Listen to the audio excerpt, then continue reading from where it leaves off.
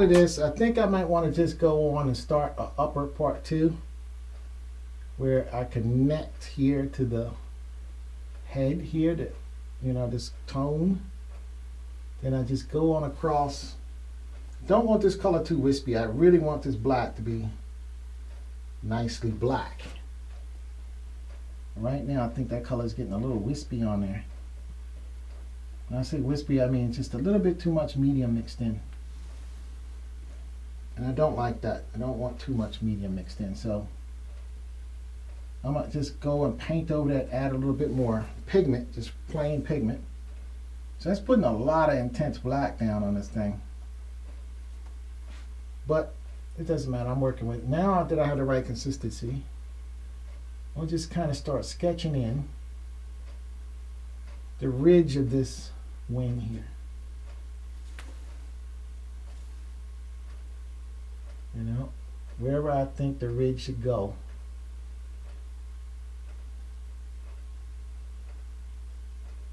I want to kind of sketch it in.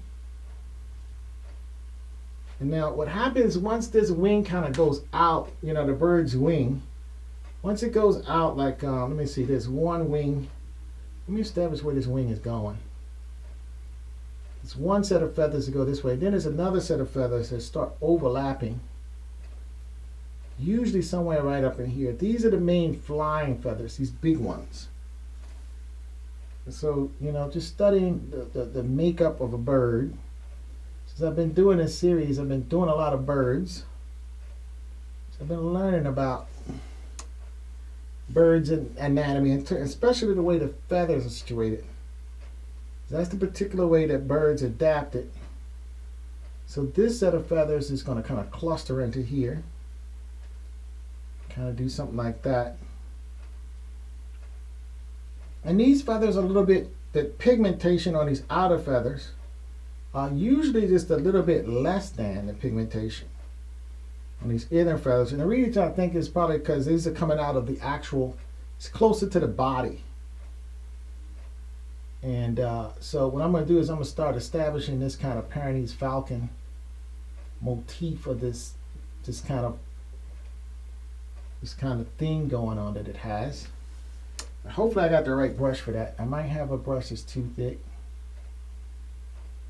I like this one because I put my tone down really, really fast.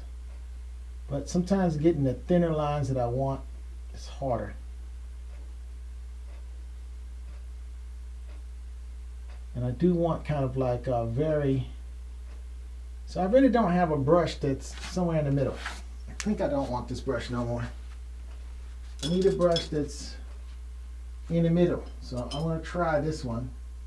See, this brush has failed on me. This is one of these titaniums again. This brush has failed me. And so I'm looking to see if I can get another brush. And I love these Winston & Newton brushes, but look how short. This is a bright round. I think this on the natural hog's hair, that's why I kind of don't like it. I think I'm going to use this Winston & Newton here instead of this one. I'm going to just set this one aside. Yeah, and because this is a filber brush, but it's going to allow me to just cut with a thinner, nicer line with this darker tone. And that's what I really want to do with this. I don't want anything too thick and bulky. I just want something that's going to be exactly what I want and nothing else.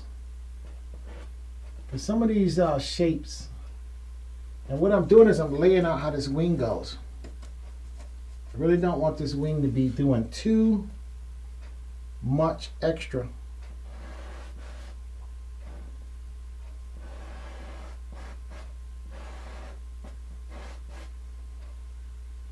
Just kind of set up these wings here.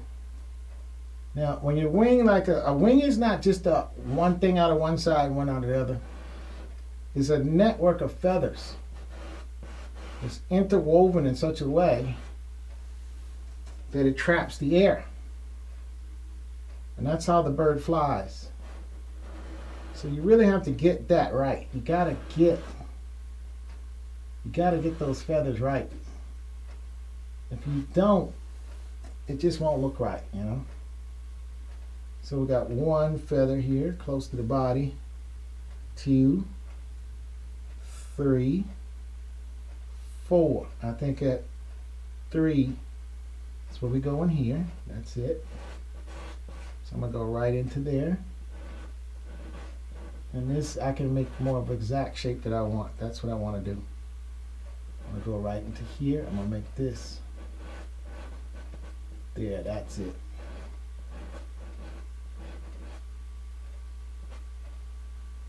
Okay, now I'm going to kind of go over to this next one.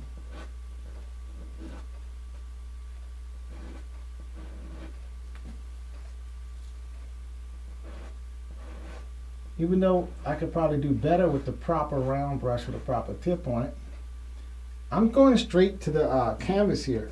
And so it's a little bit of a rough brushing technique. Is you know, I'm not painting on top of oil. I'm painting on top of canvas.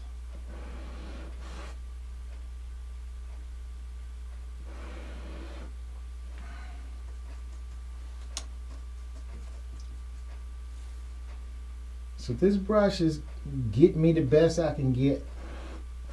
So I'm going to use this one. Then when it gets into here, some other things start happening here. Right about here. I think this is where the meat of the actual bird is.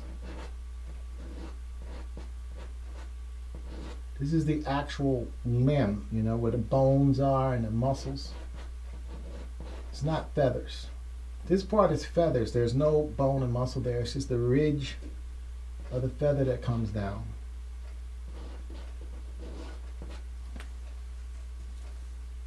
And I don't want to sketch. I really want to paint it. I don't want to sketch with the paint, but I'm using this particular brush so it's actually coming across more like I'm sketching with the brush. And it doesn't matter as long as I get to where I need to go. It doesn't matter the manner in which and then right here is where it's like a finger. It's like what the bird has is a finger here. And so what it does, it uses that to guide some other brushes. I mean some other feathers. And it's like this big feather right here represents that finger. It's like it has this controlling feather. And on top of that feather, closer to it, it has a series of smaller feathers.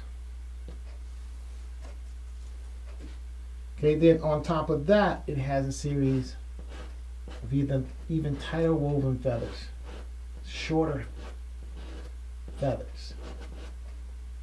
Okay, so you got to kind of know exactly where that finger is going to be in the length of the bird. And then right here is kind of like, this is the thumb of the bird. Okay, the bird kind of has a thumb type of thing too, just like we do. Okay, so now what it is this finger really, is the index finger kind of goes up to make this part. The index finger, see this is the thumb coming down here.